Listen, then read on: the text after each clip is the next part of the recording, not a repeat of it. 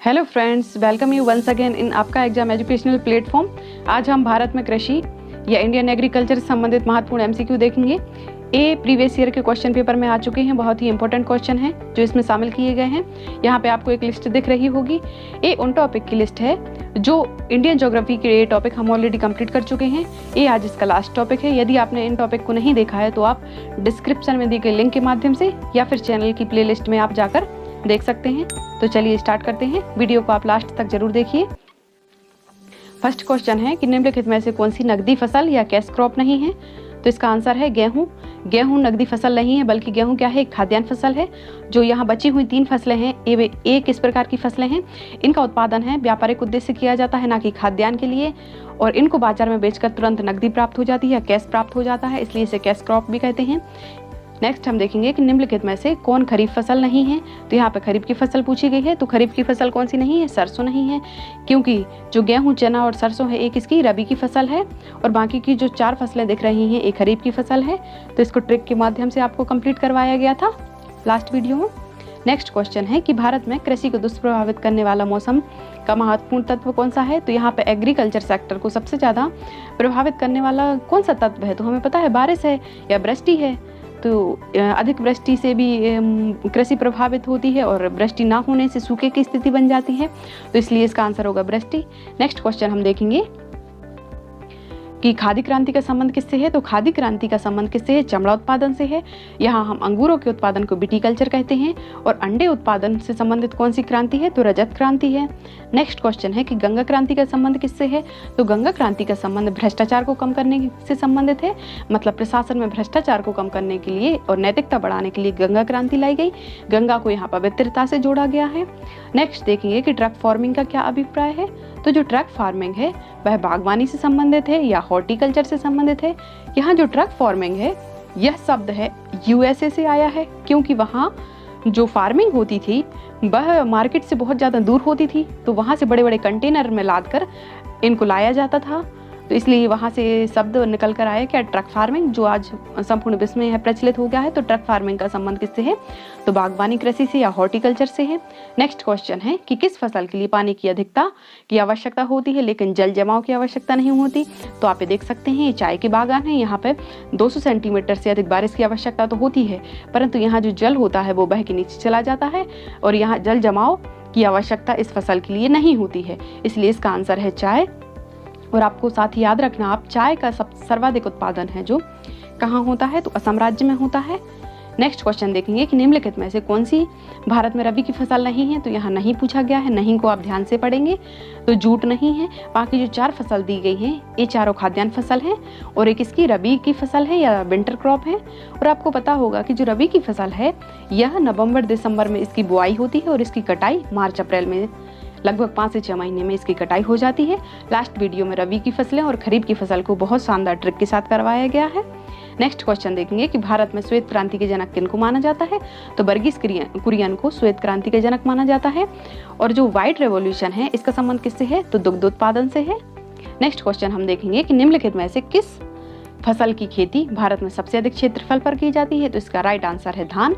जो राइस है इसको सबसे ज़्यादा एरिया पर इंडिया में उगाया जाता है। नेक्स्ट क्वेश्चन है कि उस खाद्य फसल का नाम बताइए जो भारत में सबसे अधिक उपज देती है। तो इसका आंसर भी वही है, चावल। तो चावल है सबसे अधिक पैदावार भी होती है और सबसे अधिक क्षेत्रफल पर भी उगाई जाती है। कौन सी फसल, धान की फसल। और साथ ही आप याद रखेंगे कि जो भारत की प्रमुख खाद्यान्न फसल है वो क्या है, धान ही है, ना कि गेहूँ। तो आप याद रखेंगे कि भारत की प्रमुख खाद्यान्न फसल कौन सी है, तो धान है। नेक्स्ट क्वेश्चन देखेंगे कि भारतीय सब्जी शोध संस्थान कहाँ है। तो भारतीय सब्जी शोध संस्थान है जो वाराणसी में है। ये यूपीएससी में आया हुआ क्वेश्चन है, याद रखेंगे। नेक्स्ट हम देखेंगे कि भारत में जेनेटिक रूप से किस फसल को व्यापारिक उत्पादन के लिए अनुशासित किया गया है। मतलब ऐसी कौन सी फसल है जो जेनेटिकल मॉडिफाई है और इंडिया में उसको परमिशन मिल गई है। तो वो कौन सी है, बीटी कॉटन है। आपको पता होगा जो बीटी कॉटन है या बीटी कपास है इसका उत्पादन बहुत ज़्यादा होता है और साथ ही कीटों के प्रकोप से भी बच जाती है और इसलिए कम जल की आवश्यकता और कम सिंचाई की आवश्यकता होती है और उत्पादन इसका अधिक होता है। इसलिए भारत में इस फसल को अनुमति मिल गई है। यहाँ बीटी का अर्थ है बैसिलस थ्रोंजेंसिस। तो यह एक कॉटन की जेनेटिकल मॉडिफाई ये फसल है। कौन सी, बीटी कॉटन। नेक्स्ट हम देखेंगे कि जूट उत्पादन में सबसे अग्रणीय राज्य कौन सा है।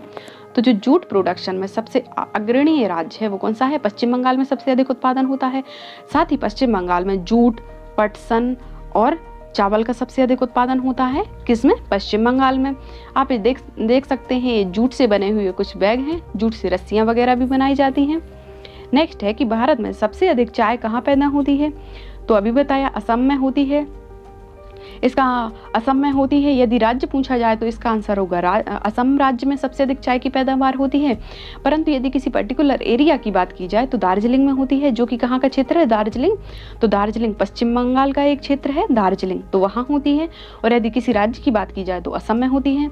नेक्स्ट क्वेश्चन हम देखेंगे कि वह कृषि जिसमें पशुपालन और कृषि दोनों साथ साथ किए जाते हैं उसे क्या कहते हैं? तो इसका राइट आंसर है मिक्स्ड क्रॉप या मिश्रित कृषि।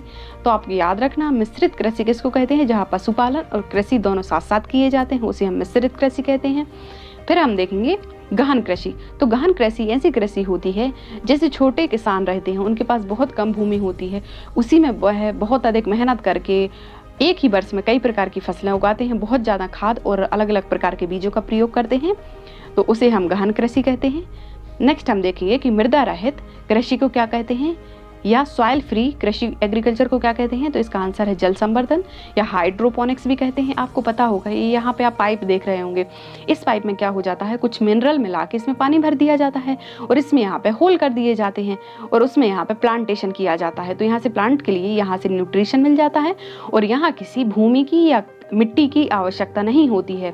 तो इसका कल्चर आजकल बढ़ रहा है, तो इसे क्या कहते हैं? हाइड्रोपोनिक्स या जल संवर्धन कहते हैं। इसमें मिट्टी की आवश्यकता नहीं होती है। नेक्स्ट हम देखेंगे कि भारत में स्थानांतरित कृषि का स्थानीय नाम क्या है? तो स्थानांतरित कृषि क्या होती है? यह झूम कृषि होती है या इसे हम शिफ्टिंग कल्टीवेशन कहते हैं। इसमें क्या होता है कि जो इसमें क्या होता है कि जो जनजातियां होती हैं वो जंगलों को जलाकर उसकी राख में खेती करती हैं और लगभग 2-3 साल तक वहाँ तक खेती करती रहती हैं। फिर जहाँ उसकी उर्वरक शक्ति नष्ट हो जाती है, फिर वहाँ से पलायन कर जाती हैं और किसी दूसरी जगह पर खेती करने लगती हैं। और ये ऐसा क्यों करती हैं? क्योंकि जो जनजातियाँ होती हैं उनका मानना होता है वो अपनी धरती को अपनी माँ के समान मानते हैं और उस पर हल नहीं चलाते हैं, इसलिए वह जंगलों में आग लगाकर वहाँ कृषि करते हैं। तो स्थानांतरित कृषि या शिफ्टिंग कल्टीवेशन को अलग अलग स्थान पर अलग अलग नाम से जाना जाता है, जैसे कि कुमारी, बेवार कृषि या पोंडू कृषि, झूमिंग कृषि। मध्य प्रदेश में से बेबार या पोंडू कृषि भी कहते हैं। नेक्स्ट हम देखेंगे कि भारत के किस राज्य में सर्वाधिक सोयाबीन का उत्पादन होता है? तो इसका राइट आंसर मध्य प्रदेश। मध्य प्रदेश में सोयाबीन का उत्पादन सबसे अधिक होता है। साथ ही मध्य प्रदेश दलहन और तिलहन के उत्पादन में भी अपना प्रथम स्थान रखता है। नेक्स्ट देखेंगे कि भारत में सबसे ज़्यादा प्राकृतिक रबर का उत्पादन किस राज्य में किया जाता है? तो आपको पता होगा केरल में किया जाता है। यदि हम ऑल ओवर वर्ल्ड की बात करें तो थाईलैंड प्रथम ऐसा देश है जहाँ रबर का उत्पादन सबसे अधिक होता है। परंतु यदि हम इंडिया के पर्सपेक्टिव में बात करें तो केरल में प्राकृतिक रबर का सबसे अधिक उत्पादन होता है। साथ ही केरल में मसालों का उत्पादन, काजू का उत्पादन और नारियल का उत्पादन भी केरल में सबसे ज़्यादा होता है। मतलब केरल इन सभी में प्रथम स्थान रखता है। किसमें? नारियल, काजू, गरम मसाला और रबर के उत्पादन में। नेक्स्ट हम देखेंगे किस भारतीय राज्य को चाय उत्पादक राज्य नहीं माना जाता है? तो छत्तीसगढ़ को नहीं माना जाता है, क्योंकि जो 3 यहाँ पे राज्य दिए गए, असम में भी पहाड़ी क्षेत्र है, वहाँ भी चाय का उत्पादन होता है। केरल में भी पहाड़ी क्षेत्र है, लेटराइट मिट्टी है, यहाँ भी चाय का उत्पादन होता है। और कर्नाटक में भी होता है चाय और कॉफ़ी का उत्पादन। परंतु छत्तीसगढ़ में चावल का उत्पादन होता है, ना कि चाय का। नेक्स्ट हम देखेंगे कि कौन सा राज्य संपूर्ण देश में 70% से अधिक कॉफ़ी का उत्पादन करता है? तो इसका आंसर है कर्नाटक। जो कर्नाटक का कुर्ग जिला है वहाँ पर 70+ से भी अधिक कॉफ़ी का उत्पादन किया जाता है। नेक्स्ट देखेंगे कि गुजरात के संदर्भ में निम्नलिखित में से कौन सा स्टेटमेंट सही नहीं है? तो यहाँ पे गलत स्टेटमेंट पूछा गया है, देखते हैं। यह तंबाकू का सबसे अधिक उत्पादक राज्य, यही गलत है, क्योंकि तंबाकू का उत्पादन सबसे अधिक कहाँ होता है? आंध्र प्रदेश में होता है। और ऑल ओवर वर्ल्ड में यदि देखा जाए तो चाइना इसमें प्रथम है और इंडिया का इसमें दूसरा स्थान है। किसमें? तंबाकू में। और यदि राज्य के अनुसार बात की जाए तो आंध्रा का इसमें प्रथम स्थान है। किसका? आंध्र प्रदेश का। नेक्स्ट देखेंगे, यह मूंगफली का सबसे अधिक उत्पादक राज्य, बिल्कुल सही है। यहाँ मूंगफली और कपास सबसे अधिक होती है, तो यहाँ कपास का सबसे अधिक उत्पादक राज्य है, बिल्कुल सही है। और नमक का सबसे अधिक उत्पादक राज्य है, बिल्कुल ये भी सही है। आपको बताया था मृदा वाले वीडियो में या इंडियन सॉइल वाले वीडियो में कि जो इंडिया में जो नमक की सप्लाई होती है वो गुजरात के कच्छ के रन से ही होती है, क्योंकि गुजरात में ही सबसे अधिक नमक उत्पादित किया जाता है। नेक्स्ट हम देखेंगे कि निम्नलिखित में से कौन खरीफ की फसल नहीं है। तो कौन सी नहीं है? गेहूं की नहीं है, क्योंकि जो गेहूं, चना, सरसों ये क्या है? ये सभी विंटर क्रॉप है या रबी की फसल है। तो इनमें से बाकी की जो दी गई हैं, गन्ना, कपास, चावल, ये सभी तो खरीफ की फसल हैं, परंतु गेहूं रबी की फसल है। नेक्स्ट हम देखेंगे कि भारत की प्रमुख खाद्य फसल कौन सी है। तो इसका आंसर है, कौन सी खाद्य फसल है भारत की? तो इसका राइट आंसर है चावल। आपको बताया था गेहूं नहीं है। भारत की प्रमुख खाद्य फसल कौन सी है? तो चावल है। दूसरा देखेंगे कि निम्नलिखित में से किस क्षेत्र को भारत का चावल का कटोरा कहा जाता है। तो इसका आंसर है कृष्णा गोदावरी डेल्टा को हम क्या कहते हैं? चावल का कटोरा कहते हैं, क्योंकि जो कृष्णा गोदावरी नदियां हैं ये दोनों कहाँ से निकलती हैं? महाराष्ट्र से निकलती हैं, और इन नदियों के द्वारा जो डेल्टा बनाया जाता है उसमें चावल की सबसे अधिक खेती की जाती है। और अभी हमने देखा था कि चावल की उत्पादन में सबसे प्रमुख राज्य कौन सा है? सबसे प्रथम राज्य है कौन सा? पश्चिम बंगाल है। नेक्स्ट देखेंगे कि भारत में गेहूं के प्रथम 3 बड़े उत्पादक राज्य बताइए। तो उत्तर प्रदेश, आपको बताया था उत्तर प्रदेश में गेहूं, गन्ना और आलू और मसूर का उत्पादन सबसे अधिक उत्तर प्रदेश में ही होता है। फिर उसके बाद गेहूं में देखा जाए तो पंजाब है, और अभी मध्य प्रदेश है। आप मध्य प्रदेश को अभी आप याद रखेंगे 5 बार कृषि कर्मठ अवार्ड प्राप्त हो चुका है। नेक्स्ट देखेंगे कि समांतर फसल का उदाहरण है। तो समांतर फसल का उदाहरण है गेहूं, सरसों। तो समांतर क्रॉप वो फसलें कहलाती हैं जो एक ही समय पे एक ही मौसम में एक साथ लगाई जा सकती हैं। जैसे आप देखते हैं ये यहाँ पे आपको येलो कलर फ्लावर दिख रहे होंगे, ये सरसों की खेती है। और आप यहाँ थोड़ी सी दूरी पर आप यहाँ देख सकते हैं एक ग्रीन दिख रहा है, ये किसकी खेती है? ये गेहूं का खेत है। तो यहाँ पे एक ही खेत में दोनों प्रकार की फसलें लगाई गई हैं। यहाँ पे सरसों और उसी के पैरेलल है ये गेहूं की फसल। तो गेहूं और सरसों है समांतर फसल का उदाहरण है। नेक्स्ट देखेंगे कि भारत में जायद फसलों का मौसम कौन सा है। तो जायद फसलें स्पेशली समर क्रॉप होती हैं जो मार्च अप्रैल में लगाई जाती हैं, और लगभग जून जुलाई में यह काट ली जाती हैं, या लगभग 4 महीने के लिए इन फसलों का उत्पादन किया जाता है। यहाँ पे आप देख सकते हैं जितनी भी तरबूज, खरबूज वगैरह हैं ये सभी जायद फसलों के अंतर्गत आती हैं। तरबूज, खरबूज है, ककड़ी है, ये सभी किसके अंतर्गत आती हैं? तो जायद फसलों के अंतर्गत आती हैं। नेक्स्ट देखेंगे कि हरित क्रांति भारत की किस पंचवर्षीय योजना में शुरुआत हुई थी। तो कब हुई थी? तो यह तीसरी पंचवर्षीय में शुरू हुई थी। आपको पता होगा जो हरित क्रांति है यह 1966 से 67 के बीच शुरू हुई थी, और इसमें गेहूं और चावल में की पैदावार में अतिशय वृद्धि हुई थी। और जो हरित क्रांति के जनक है किनको माना जाता है? तो भारत में हरित क्रांति के जनक MS स्वामीनाथन को माना जाता है। और यदि हम पूरे विश्व की बात करें तो पूरे विश्व में हरित क्रांति के जनक किसको माना जाता है? तो नॉर्मन बोरलॉग को माना जाता है। नॉर्मन बोरलॉग को क्या माना जाता है? विश्व में हरित क्रांति के जनक। और भारत में किसको माना जाता है? MS स्वामीनाथन को माना जाता है। और हरित क्रांति भारत की किस पंचवर्षीय योजना में शुरुआत हुई? तो तीसरी पंचवर्षीय योजना में शुरू हुई। नेक्स्ट हम देखेंगे कि भारत का सर्वाधिक खाद्यान्न उत्पादन करने वाला राज्य कौन सा है। तो उत्तर प्रदेश। उत्तर प्रदेश में गेहूं सर्वाधिक उत्पादित होता है, साथ ही गन्ना भी होता है, और दुग्ध उत्पादन, आलू उत्पादन, और यहाँ पर गेहूं का उत्पादन तो होता ही है, तो आप याद रखेंगे। नेक्स्ट हम देखेंगे कि भारत में हरित क्रांति किस मामले में सर्वाधिक सफल रही। तो गेहूं चावल में सर्वाधिक सफल रही। अभी देखा था गेहूं की जो पैदावार है उसमें 5 गुना वृद्धि हुई थी, और चावल की पैदावार में 3 गुना वृद्धि हुई थी। किसमें? हरित क्रांति के समय। हरित क्रांति का प्रारंभ 1966 से 67 में हुआ था, और MS स्वामीनाथन को भारत में हरित क्रांति का जनक माना जाता है। नेक्स्ट देखेंगे कि हरित क्रांति के फलस्वरूप देश की कुल खाद्यान्न निम्नलिखित में से किसका अंश कम हो गया। तो यहाँ पे पूछा गया है कि यहाँ पे गेहूं और चावल की पैदावार तो बड़ी है, परंतु उसके कंपेरिजन में दलहन और जो मोटा अनाज है उसकी पैदावार कम हो गई है। अब उसके कंपेरिजन में दलहन और मोटा अनाज कम बोया जाता है। तो इसका राइट आंसर हो जाएगा यही, दलहन और मोटा अनाज। इसका अंश कम हो गया है, और किसका अंश बढ़ा है? तो गेहूं और चावल का अंश बढ़ा है। नेक्स्ट देखेंगे कि भारत का सबसे बड़ा मूंगफली उत्पादक राज्य कौन सा है। तो गुजरात है। गुजरात साथ ही कपास के उत्पादन में और मूंगफली के उत्पादन में अपना प्रथम स्थान रखता है। नेक्स्ट देखेंगे कि काजू का सबसे बड़ा उत्पादक राज्य कौन सा है। तो केरल है, काजू के उत्पादन में सबसे प्रथम स्थान रखता है। साथ ही रबड़ में और मसाले और नारियल में भी केरल अपना प्रथम स्थान रखता है। नेक्स्ट देखेंगे कि भारत में सबसे अधिक दाल का उत्पादक राज्य कौन सा है, या कहाँ होता है दाल का उत्पादन। तो मध्य प्रदेश में होता है। जो मध्य प्रदेश है सोयाबीन के उत्पादन में और दलहन और तिलहन के उत्पादन में अपना प्रथम स्थान रखता है। कौन? मध्य प्रदेश। नेक्स्ट देखेंगे कि भारत के किस राज्य को चीनी का कटोरा कहते हैं, या चीन का कटोरा कहते हैं, या शुगर बाउल कहते हैं।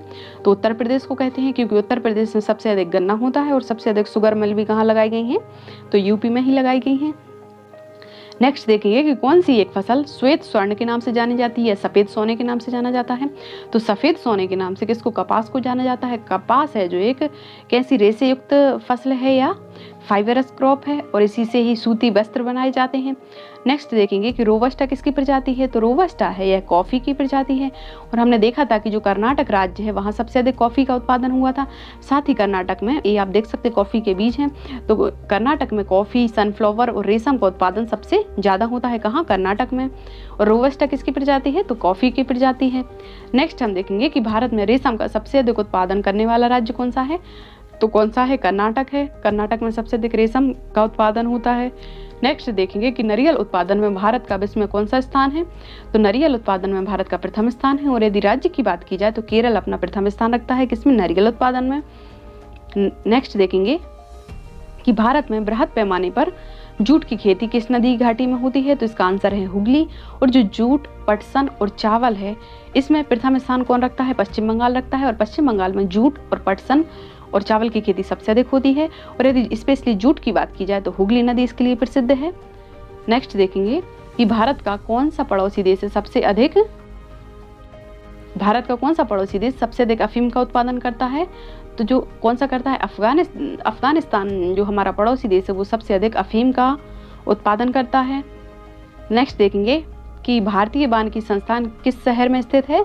तो कहाँ स्थित है भारतीय वानिकी संस्थान, देहरादून में अवस्थित है। ये आप देख सकते हैं अफीम का प्लांट है। नेक्स्ट देखेंगे कि निम्नलिखित राज्यों में से कौन फूलों के उत्पादन में प्रथम स्थान रखता है। तो कर्नाटक राज्य है जो फूलों के उत्पादन में सब अपना प्रथम स्थान रखता है। कौन, कर्नाटक रखता है। साथ ही कॉफी का उत्पादन और रेशम का उत्पादन सबसे अधिक कहाँ होता है, तो कर्नाटक में ही होता है, अभी देखा था हमने। नेक्स्ट हम देखेंगे तंबाकू के उत्पादन में भारत का विश्व में कौन सा स्थान है। तो दूसरा स्थान है। और यदि हम पहले देश की बात करें तो जो चाइना है, China is on first place और India is on second place किसमें, तंबाकू के उत्पादन में। और यदि हम राज्य की बात करें तो किस राज्य में, आंध्र प्रदेश में तंबाकू का उत्पादन सबसे ज़्यादा होता है। नेक्स्ट देखेंगे ब्लू रेवोल्यूशन या नीली क्रांति का संबंध किससे है। तो मत्स्य उत्पादन से, आपको बताया था मछलियाँ कहाँ रहती हैं, जल में रहती हैं और पानी का कलर कैसा होता है, नीला दिखता है दूर से। तो नीली क्रांति का संबंध मत्स्य उत्पादन से है। और नदियों का संबंध, जो नदी जोड़ो जो परियोजना है उसका संबंध किससे है, अमृत क्रांति से है। नेक्स्ट देखेंगे कि भारत में स्वच्छ जलीय मछली का सबसे बड़ा उत्पादक राज्य कौन सा है। तो पश्चिम बंगाल है। यहाँ पर स्वच्छ जलीय मछली का संबंध है कि नदी जल से है, नदी का जो फ्रेश वाटर है उससे है, तो पश्चिम बंगाल है। बाकी के जो और राज्य हैं वो समुद्र से सबसे अधिक मछलियाँ पकड़ते हैं और समुद्र का जल खारा होता है। यहाँ पर स्वच्छ जल की बात की गई है। तो स्वच्छ जलीय मछली का सबसे बड़ा उत्पादक राज्य कौन सा है, पश्चिम बंगाल है। नेक्स्ट हम देखेंगे कि दुग्ध उत्पादन में भारत का विश्व में कौन सा स्थान है। तो दूसरा स्थान है। फर्स्ट स्थान पर यूएसए या अमेरिका है।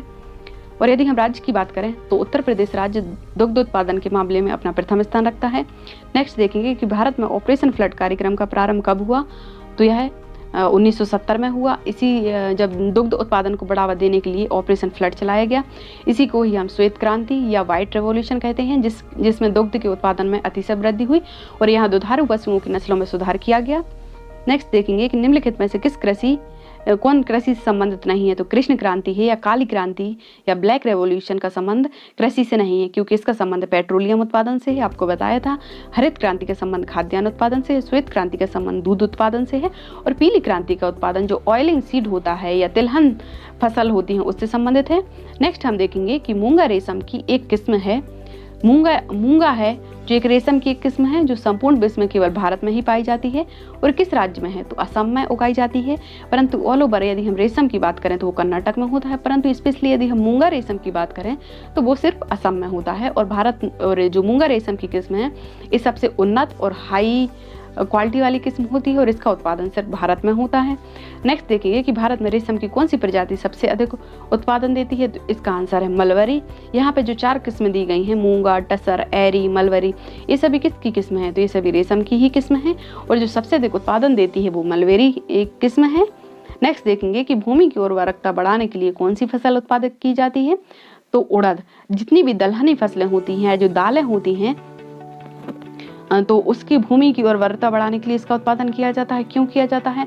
क्योंकि हमने देखा था जो लेग्यूमिनेसी फैमिली है उसकी जड़ों में राइजोबियम बैक्टीरिया पाया जाता है और जो कि नाइट्रोजन फिक्सेशन करने के लिए आवश्यक होता है, जिससे भूमि की पैदावार बढ़ जाती है। तो इसलिए इसका आंसर हो गया उड़द। उड़द एक दाल है। नेक्स्ट देखेंगे कि गुलाबी क्रांति या पिंक रेवोल्यूशन का संबंध किससे है? तो इसका संबंध है जो झींगा उत्पादन से है। ये जो झींगा दिख रहा है ये बरसाती एक जलीय मछली है जिसे हम प्रॉन फिश कहते हैं, PRON, प्रॉन फिश भी कहते हैं, और इसे पोषक तत्व के लिए इसे खाया जाता है। नेक्स्ट देखेंगे कि गोल क्रांति का संबंध किससे है? तो गोल क्रांति का संबंध है आलू उत्पादन से है। इसे राउंड रेवोल्यूशन भी कहते हैं। तो आलू उत्पादन से है। और अंडा उत्पादन के लिए हम रजत क्रांति के नाम से जानते हैं। नेक्स्ट देखेंगे कि कौन सा भारतीय राज्य कपास का सबसे अधिक उत्पादन करने वाला राज्य है? तो आपको बताया था गुजरात है। गुजरात में मूंगफली और कपास का उत्पादन सर्वाधिक होता है। अब यहाँ पे जैसे टमाटर दिया है तो टमाटर और मांस उत्पादन से संबंधित कौन सी क्रांति है? तो लाल क्रांति या रेड रेवोल्यूशन का संबंध किससे है? तो टमाटर और मांस उत्पादन से है, याद रखेंगे। नेक्स्ट देखेंगे कि खरीफ की फसल काटी जाती है। तो अभी आपको बताया था खरीफ की फसल है जो जून जुलाई में बोई जाती है और नवंबर दिसंबर में यह काट ली जाती है। लगभग अक्टूबर से नवंबर के बीच इसकी हार्वेस्टिंग कर ली जाती है, लगभग 5 से 6 महीने के बीच। नेक्स्ट देखेंगे कि निम्नलिखित में से कौन सी नकदी फसल महाराष्ट्र में पैदा नहीं की जाती? तो यहाँ पे नहीं पूछा गया है। तो रबड़ की जो पैदावार है सिर्फ असम में और केरल में अधिकांशतः होती है। महाराष्ट्र में इसका कोई उत्पादन नहीं किया जाता रबड़ का। नेक्स्ट देखेंगे कि रेशा फसलें निम्नलिखित में से कौन सी हैं? तो यहाँ पे फाइबरस क्रॉप की बात की गई है। तो यहाँ पे कपास, सन, जूट, पटसन, ये कौन सी है? रेशेदार फसलें हैं। नेक्स्ट देखेंगे हम निम्नलिखित में से किस जिले में कॉफ़ी का अधिक उत्पादन किया जाता है? तो जो कर्नाटक का कुर्ग जिला है उसमें कॉफ़ी का सर्वाधिक उत्पादन किया जाता है और जो देश की 70% से अधिक कॉफ़ी का उत्पादन कर्नाटक राज्य में ही होता है और कर्नाटक के कुर्ग जिला इसके लिए फेमस है। नेक्स्ट देखेंगे कि नीली क्रांति या नीलगिरी के पहाड़ी क्षेत्रों में किसकी खेती की जाती है? तो नीलगिरी के पहाड़ी क्षेत्रों में किसकी खेती की जाती है? तो कॉफ़ी की जाती है, क्योंकि हमने देखा जो नीलगिरी के माउंटेन का विस्तार है वो कर्नाटक और तमिलनाडु बॉर्डर पर ही तो अवस्थित है, उसी पर तो कॉफ़ी की खेती की जाती है। यहाँ पे देख सकते हैं कॉफ़ी के बीज हैं और ये इसके फ्रूट्स आपको दिख रहे होंगे, कॉफ़ी का प्लांट है। नेक्स्ट देखेंगे कि दक्षिण भारत में सर्वाधिक चाय का उत्पादन करने वाला राज्य कौन सा है? तो तमिलनाडु है। और ऑल ओवर इंडिया की बात करें तो असम पहले स्थान पर आता है चाय के उत्पादन में, और यदि दक्षिण भारत या साउथ इंडिया की बात की जाए तो तमिलनाडु अपना प्रथम स्थान रखता है किसमें? चाय के उत्पादन में। नेक्स्ट हम देखेंगे कि भारत में मसालों का सर्वाधिक उत्पादक राज्य कौन सा है? तो मसाले का सर्वाधिक उत्पादक राज्य है कौन सा? केरल है। यदि आपको वीडियो पसंद आ रहा है तो वीडियो को लाइक कीजिए, क्योंकि आपको अंदाजा भी नहीं है कि वीडियो को रेडी करने में कितना समय लगता है, इसलिए आप इसे वीडियो को यदि आपको पसंद आ रहा है तो प्लीज़ आप इसे लाइक कीजिए। नेक्स्ट क्वेश्चन देखेंगे कि भारतीय दलहन शोध संस्थान कहाँ स्थित है? तो यह कानपुर में अवस्थित है जो कि यूपी में है। कौन सा? भारतीय दलहन शोध संस्थान। नेक्स्ट देखेंगे कि राष्ट्रीय सोयाबीन अनुसंधान केंद्र कहाँ स्थित है? तो राष्ट्रीय सोयाबीन अनुसंधान केंद्र है या इंदौर में अवस्थित है। नेक्स्ट देखेंगे कि ब्राउन रेवोल्यूशन का संबंध किससे है? तो इसका संबंध किससे है? ब्राउन रेवोल्यूशन का संबंध किससे है? तो इसका संबंध उर्वरक उत्पादन से है। नेक्स्ट देखेंगे कि गलत युग्मों को पहचानिए। तो चाय का उत्पादन असम में होता, बिल्कुल सही। मूंगफली का उत्पादन गुजरात में होता है, तो यही इसका गलत आंसर हो गया। नारियल का उत्पादन केरल में होता है, बिल्कुल सही है। और गन्ना उत्पादन यूपी में होता है, यह भी बिल्कुल सही है। नेक्स्ट देखेंगे कि केरल राज्य विश्व भर में किस संवर्धन के लिए जाना है? किस के संवर्धन के लिए जाना जाता है? तो गरम मसाले के लिए केरल है जो विश्व भर में अपनी पहचान बनाए हुए है और सबसे अधिक गरम मसालों का उत्पादन है जो केरल में ही होता है। नेक्स्ट देखेंगे कि गन्ना उत्पादन में राज्यों का अवरोही क्रम कौन सा है? तो इसमें उत्तर प्रदेश सबसे अधिक गन्ने का उत्पादन करता है, उसके बाद महाराष्ट्र, देन कर्नाटक करता है। नेक्स्ट हम देखेंगे कि IR20 जो किस चीज़ की सर्वाधिक पैदावार करने वाली किस्म है? तो चावल की है। हमने देखा था जो IR20 किसकी किस्म है? चावल की है, जो सर्वाधिक उत्पादन देती है। नेक्स्ट देखेंगे कि दक्षिण पश्चिम मानसून के तत्काल बाद बोई गई फसलों को क्या कहते हैं? तो इसे हम खरीफ की फसल कहते हैं, क्योंकि जो हमारा मानसून का आगमन होता है जून जुलाई में होता है और हमने देखा था जून जुलाई में ही हम खरीफ की फसल लगा देते हैं और अक्टूबर नवंबर के बीच खरीफ की फसल को हम काट लेते हैं। नेक्स्ट देखेंगे कि भारत की प्रमुख वाणिज्यिक फसलें या कॉमर्शियल क्रॉप कौन सी हैं? तो कपास, तिलहन, जूट और गन्ना क्या है? भारत की प्रमुख कॉमर्शियल क्रॉप हैं और इन्हें व्यापारिक उद्देश्य से उत्पादित किया जाता है, ना कि खाद्यान्न उद्देश्य। यहाँ देखेंगे जैसे दाल है, तिलहन है, ये खाद्यान्न फसल के अंतर्गत आएंगी। नेक्स्ट हम देखेंगे कि भारत में निम्नलिखित में से कौन सी बागवानी फसल सबसे पहले शुरू की गई। तो इसका आंसर है नील की खेती, क्योंकि जब अंग्रेज आए थे भारत में तो उन्हीं ने नील की खेती को शुरू करवाया था भारत में, और नील ही एकमात्र ऐसी पहली बागवानी फसल है जो भारत में सबसे पहले शुरू की गई थी। बाकी इन सभी का उत्पादन बहुत बाद में हुआ था। नेक्स्ट देखेंगे कि भारत किसका सबसे बड़ा उत्पादक और उपभोक्ता है। तो दलहन का सबसे बड़ा भारत कंज्यूमर भी है और प्रोड्यूसर भी है, और कभी कभी तो ऐसी भी नौबत आ जाती है कि भारत को विदेशों से दाल खरीदनी पड़ती है। नेक्स्ट देखेंगे कि भारतवर्ष में चावल की खेती उन क्षेत्रों में की जाती है जहां 100 सेंटीमीटर से अधिक बारिश होती है। नेक्स्ट हम देखेंगे कि निम्नलिखित में से कौन सी नकदी फसल है। तो यहाँ पे कैश क्रॉप की बात करी गई है। तंबाकू है जो नकदी फसल है, और तंबाकू का सर्वाधिक उत्पादन कहाँ, आंध्र प्रदेश में होता है। बाकी की जो यहाँ 3 फसलें दिख रही हैं, गेहूँ, चावल, धान, बाजरा, मक्का, ये सभी खाद्यान्न फसलें हैं या फूड क्रॉप हैं। नेक्स्ट देखेंगे कि भारत में कितने कृषि जलवायु क्षेत्र हैं। तो 15 कृषि जलवायु क्षेत्र हैं। नेक्स्ट क्वेश्चन है कि झूम कृषि अभी भी प्रचलित है, कहाँ प्रचलित है। तो यह मिजोरम, नागालैंड, मणिपुर में झूम कृषि अभी भी प्रचलित है। नेक्स्ट देखेंगे सोपान कृषि कहाँ की जाती है। तो जो सोपान कृषि है इसे सीढ़ीनुमा कृषि भी कहते हैं या स्टॉप क्रॉपिंग भी कहते हैं, स्टेप क्रॉपिंग। तो यह कहाँ है, पहाड़ी ढलानों पर की जाती है, जैसे हिमाचल प्रदेश, उत्तराखंड के राज्यों में, और असम और सिक्किम के कुछ पर्वतीय क्षेत्रों में सोपान कृषि की जाती है। नेक्स्ट हम देखेंगे कि केंद्रीय उपोष्ण बागवानी संस्थान कहाँ अवस्थित है। तो बेंगलुरु में अवस्थित है, याद रखेंगे, बहुत ही इंपॉर्टेंट क्वेश्चन है। केंद्रीय उपोष्ण बागवानी संस्थान बेंगलुरु में है। नेक्स्ट देखेंगे कि भारतीय गन्ना शोध संस्थान कहाँ स्थित है। तो कोयम्बटूर में स्थित है। कोयम्बटूर कहाँ है, तमिलनाडु राज्य में है। तो भारतीय गन्ना शोध संस्थान हो गया कोयम्बटूर में। नेक्स्ट देखेंगे कि भारत में हरित क्रांति सफल रही, सबसे अधिक कहाँ सफल रही। तो इसका प्रभाव पंजाब, हरियाणा में हुआ था, और हरित क्रांति का जो सर्वाधिक प्रभाव है गेहूं और चावल पर पड़ा था, और इसकी शुरुआत 1966 से 67 के बीच हुई थी। नेक्स्ट हम देखेंगे कि भारत की जीडीपी में प्राथमिक क्षेत्र का योगदान कितना है। तो अभी यदि 2020-21 की बात करें तो लगभग 19.9% या लगभग बोल देंगे 20% योगदान है किसका, प्राथमिक क्षेत्र का।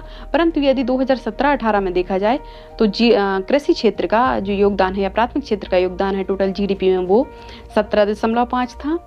नेक्स्ट देखेंगे कि भारत की कितने प्रतिशत जनसंख्या प्रत्यक्ष रूप से कृषि पर डिपेंड है। तो वो 55% है, जो डायरेक्टली किसी एग्रीकल्चर सेक्टर से रिलेटेड है। नेक्स्ट देखेंगे कि निम्नलिखित में से कौन सा बागवानी से संबंधित है। तो कौन सी है, स्वर्ण क्रांति है या गोल्डन रेवोल्यूशन का संबंध है फल उत्पादन या बागवानी से संबंधित है। ऑपरेशन फ्लड है दुग्ध उत्पादन से या दूध के उत्पादन से। हरित क्रांति है खाद्यान्न उत्पादन, गेहूं चावल संबंधित है, और श्वेत क्रांति भी किस संबंधित है, दुग्ध उत्पादन से है। नेक्स्ट क्वेश्चन देखेंगे कि भारत में जेनेटिक रूप से परिवर्तित किस फसल को व्यापारिक उत्पादन के लिए अनुमति प्रदान की गई है। तो बीटी कॉटन को की गई है। ये हम रिपीटेड क्वेश्चन है, ऑलरेडी देख ही चुके हैं। नेक्स्ट देखेंगे कि निम्नलिखित राज्यों में से किस भारतीय राज्य को जैविक खेती या ऑर्गेनिक फार्मिंग करने वाला प्रथम राज्य घोषित किया गया है। तो किसको किया गया, सिक्किम को ऑर्गेनिक फार्मिंग करने वाला प्रथम राज्य घोषित किया गया है। Thanks for watching. I hope this information may help you in your upcoming examination and wish you all the best. Thank you. यदि आप चैनल पर पहली बार आए हो तो चैनल को सब्सक्राइब कीजिए और वीडियो को लाइक कीजिए।